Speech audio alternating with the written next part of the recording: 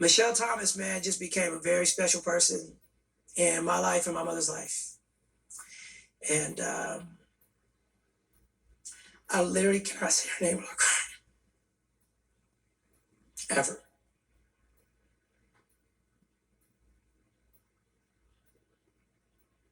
Anybody have a tissue? Something? Thank you. All right. All right. It's not going to happen again. Sorry, fellas. All right. Going into the 2000s was really the loss of a lot of innocence.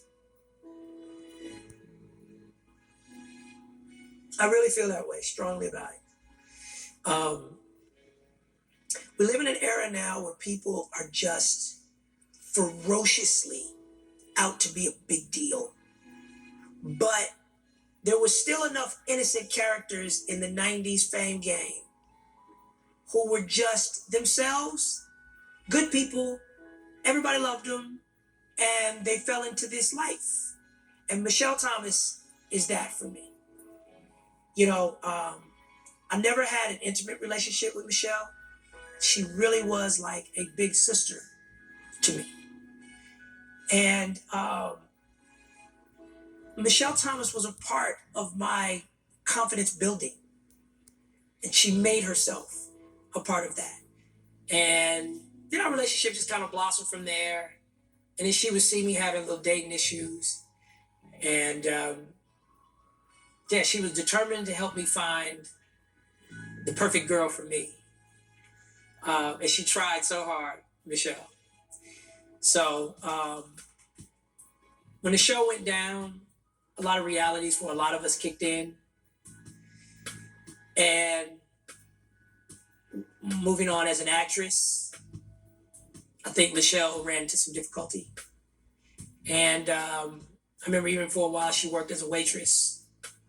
And she would work way out, like Palmdale, because she didn't want anybody in LA seeing her. Have to wait tables. And then obviously she got stomach cancer, and my mom really helped her tremendously as much as she could, but it was just too far along. And like I said, when you know somebody's full journey, what they fought for, what they didn't ask other people for, what they didn't burden other people for, and that big just 34 teeth grin of hers, you just, anytime I mention Michelle Thomas, there's a certain amount of innocence I'm just taken back to.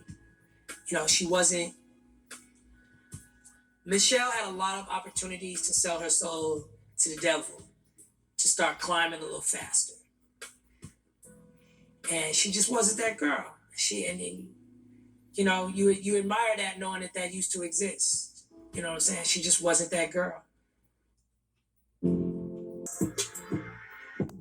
My first real girlfriend lived in New York and I lived in LA. And Prince threw a huge party at Paisley Park. Instead of going to Prince's house for a party all night long, I was too afraid I was going to be offered drugs and I wouldn't have the courage to say no. I was too afraid that one of these NBA Negroes was going to hit on my girl and there was really going to be nothing I could do about it. I was too afraid of being turned away for being underage. So I took her for our first date to Mall of America to see Schindler's List. I'm telling you, I have 100 of these stories in conjunction with my puberty having played that character.